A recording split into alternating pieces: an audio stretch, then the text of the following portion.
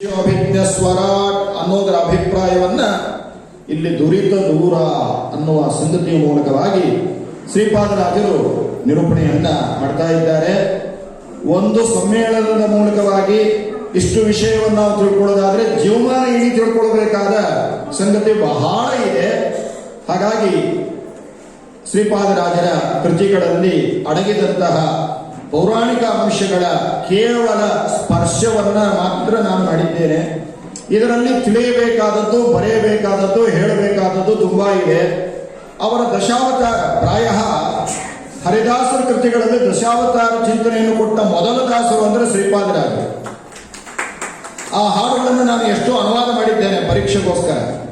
ಆಮೇಲೆ ಹರಿದಾಸ ಸಾಹಿತ್ಯಕ್ಕೆ ಅದ್ಭುತವಾದ ಭಾಗವತ ಗ್ರಂಥಕ್ಕೆ ಒಂದು ಶ್ರೇಷ್ಠವಾದ ಮುನ್ನುಡಿಯನ್ನ, ಒಂದು ರೀತಿಯಾಗಿರತಕ್ಕಂತಹ ಸಂಗ್ರಹಾತ್ಮಕವಾದ ಭಾಗವತವನ್ನ ಕೊಟ್ಟವರು ಅಂತ ಹೇಳಿದ್ರೆ ನಮ್ಮ ಬಾಗಲಕೋಟೆಯ ಪ್ರಾತಸ್ಮರಣೆಯ ಪ್ರಸನ್ನ ವೆಂಕಟದಾಸರು.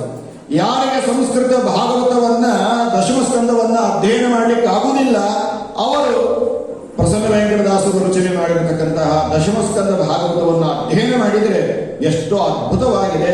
ಈ ರೀತಿಯಾಗಿ ನಾವು ಹರಿದಾಸ ಸಾಹಿತ್ಯದಲ್ಲಿ ವೇದಾಂತವನ್ನು ಕಾಣುತ್ತೇವೆ, ಹರಿದಾಸ ಸಾಹಿತ್ಯದಲ್ಲಿ ಪುರಾಣವನ್ನು ಕಾಣುತ್ತೇವೆ, ವೇದ ಉಪನಿಷತ್ತುಗಳ ಅಂಶವನ್ನು ಕಾಣುತ್ತೇವೆ ಅನ್ನೋದನ್ನ ಈ ಅಲ್ಪ ಸಮಯದಲ್ಲಿ ಸಮರ್ಥನೆ ಮಾಡುವ ಪ್ರಯತ್ನವನ್ನ ಮಾಡಿದ್ದೇನೆ ಎಂಬುದಾಗಿ ಹೇಳ್ತಾ ಶ್ರೀ ಹರೇ ನಮಃ, ಶ್ರೀಕೃಷ್ಣ.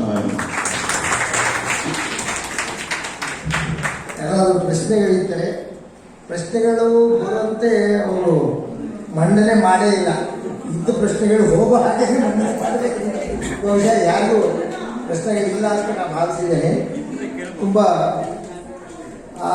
ಅದ್ಭುತವಾಗಿ, ವಿದ್ವತ್ಪೂರ್ಣವಾಗಿ ನಮ್ಮನ್ನು ಪುರಾಣದ ಕಾಲ, ಪುರಾಣದ ಲೋಕಗಳಿಗೆ ಕರ್ಕೊಂಡು ಅವರ ಶ್ರೀಕಂಠ, ಕಂಚಿನ ಕಂಠ ಅವರ ಮಾತುಗಳನ್ನು ಕೇಳ್ತಾ ಇದ್ರೆ ಹೀಗೆ ಸಮಯ ಎಷ್ಟಾದರೂ ಇರಲಿ ಅನಿಸುತ್ತೆ. ಆದರೆ ಈ ಕಾರ್ಯಕ್ರಮವನ್ನು ಅವರಿಗೆ ನನ್ನ ಹೃತ್ಪೂರ್ವಕ ವಂದನೆ, ಸಾಷ್ಟಾಂಗ ನಮಸ್ಕಾರಗಳೊಂದಿಗೆ ಅವರಿಗೆ ಅಭಿನಂದನೆಗಳನ್ನು ಸಲ್ಲಿಸಿ ನಮಸ್ಕಾರಗಳನ್ನು ಸಲ್ಲಿಸ್ತೀನಿ.